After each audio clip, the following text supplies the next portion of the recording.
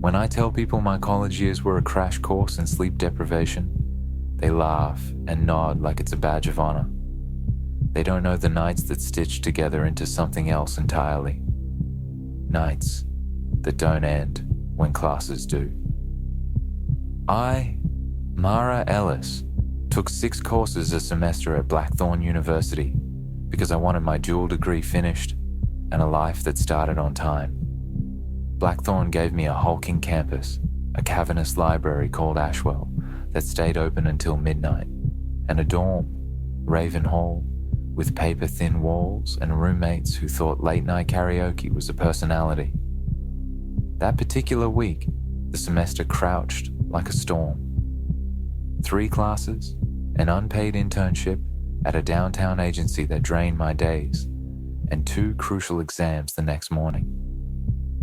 I left the office with my bag like a shield and crossed the campus under sodium lights that flickered as if on bad wiring and worse nerves. Ashwell smelled of old glue and colder things.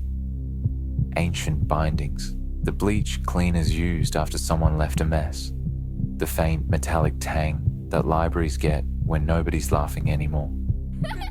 I sat up in a small alcove between 2 overflowing stacks, a narrow cave where echoes went to die. It was quieter there, the world narrowed to the glow of my laptop and the slides I kept forcing myself to care about. Around 10, most people bled away. By 11, the library felt like a husk. That's when he came in. He didn't sit at a table near the door or by the windows where the cameras might pick him out easily. He padded past empty seats with the lethal casualness of someone who knew that late at night, buildings keep their secrets. He chose the table across from me and sat with a soft slap of books. He had that practiced, older student smile, the kind you see on campus posters, promising mentorship, but it didn't reach his eyes. He looked like someone who measured people in quiet things he could use. "Excuse me?" he said. "Are you in Professor Hale's econ class?" "No," I said, and kept my eyes on my screen. Some nonsense professor story was a script people read before they launched into longer toying. I hoped the no would stop him. Instead, he explained.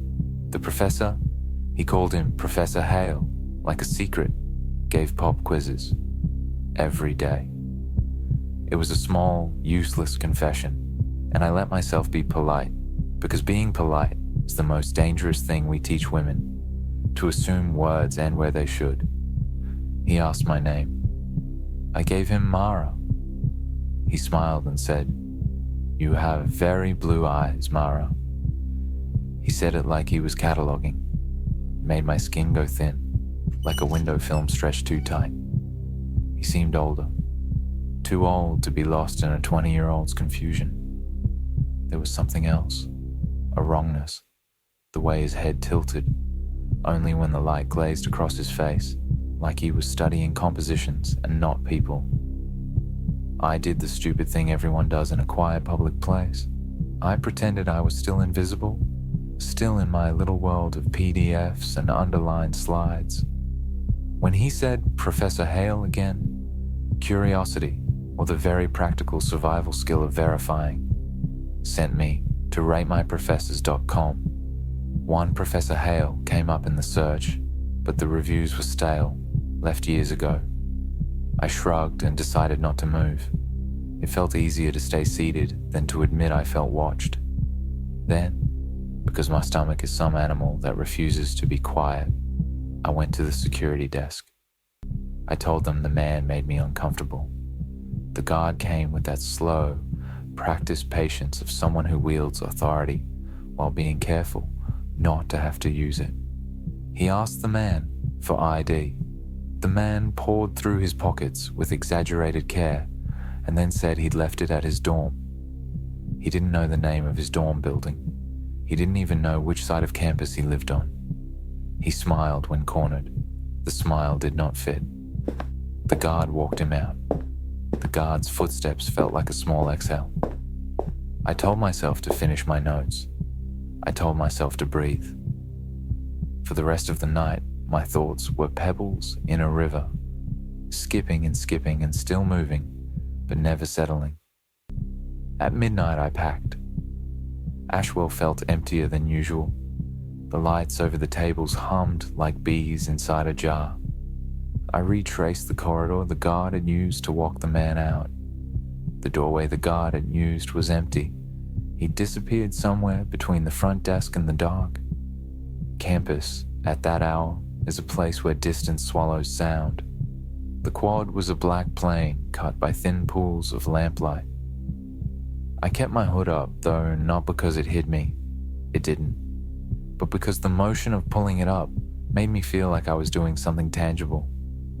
I heard a single soft thud behind me, the slap of a shoe on concrete. I turned and saw nothing. That first sound curled inside me like frost. Then the second slap answered it, closer. My breath lurching, I started to run. Running on a backpack and nerves is its own kind of clumsy courage. Every step felt like centimeters of safety being pulled farther away. I heard the footsteps multiply, answering mine like a hunting pack. I turned, and there he was, not walking but charging. The man from the library, the man who'd smiled too carefully and who'd shrugged off the guard like a nuisance. He reached me in 2 long strides. I screamed. My voice left me in one ragged thread because his hand was on my mouth before the world could properly catalogue the shapes around us. "You shut up," he breathed into my ear, but it wasn't a voice with breath. It was an order carved into bone. He had a grip on my throat, the way someone straps down a fragile object. He dragged me toward the trees that crowded the dorms, toward the black teeth of the campus woods where light frays and cameras don't go. My legs scraped. He was like a shadow with a body, all focus, all intent. I managed a second, wet scream. It found 2 kids walking to their car, a raw, primal sound that splintered the night. They came running, voices high-pitched and galvanized with the sudden function of youth. The man released me as if he'd been holding onto a live wire. He turned and ran into the trees like something that belonged to the dark rather than the campus. I dropped to the pavement and let the guys who'd pulled him off me speak. Their words braided and collided. "Are you okay? Call the police." Holy. And I let them, because I had nothing left but the shaking that can't be reasoned away. We went back to the library and told the guard. We watched footage of the stacks.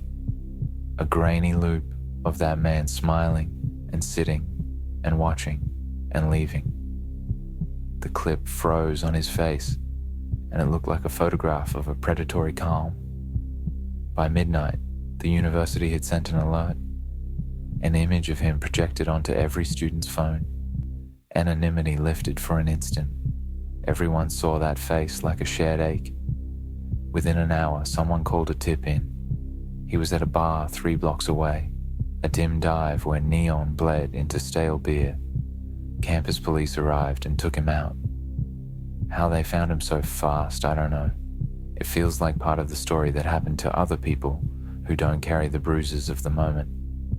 In the aftermath, language fails. The trauma is a thing with teeth. It chews off smaller certainties until what's left is uneven and sharp. I slept in fits. I woke to the sound of my own breath, as if it were a stranger in the room. I stopped using the quad at night. I walked different routes. I checked behind my doors 3 times. The security guard assured me things were being done. Patrols increased, counseling services offered. But the rightness of the world had been bent, and the bend stayed. There's a detail that people almost never ask about. The way the campus trees seemed to lean a little more toward the path after that night, as if they had listened and decided, in their slow way, to bear witness. The library lights never felt entirely the same either. Shadows gather in new shapes that teach your eyes to distrust them. Sometimes, when it's very late and I can't sleep, I think about the man's smile and how it sat wrong on his face, like a mask that didn't fit. I think about the quiet before he came, an ordinary hush that hid intent, like a body hiding a weapon. You can survive something and still be haunted by it. Surviving is not a neat ending.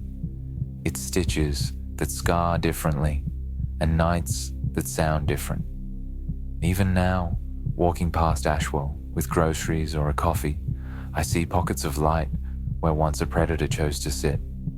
I hear for a second, like a bird call, the memory of footsteps on concrete, and my body remembers the exact geometry of fear, the angle of his shoulder, the smell of his jacket, the way his hand fit over my mouth, like it owned not just sound, but my permission to make it.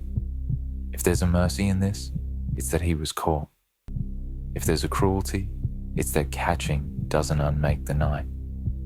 The campus sent out notices and the barroom photos and the police report, and people nodded with the appropriate horror, and then life resumed its low grind for most.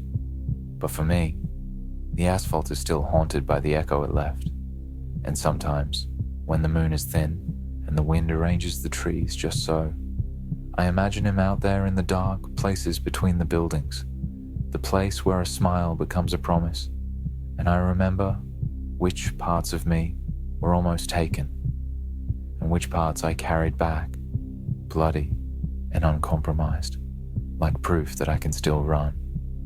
Like, comment, and subscribe before the next ghost finds you.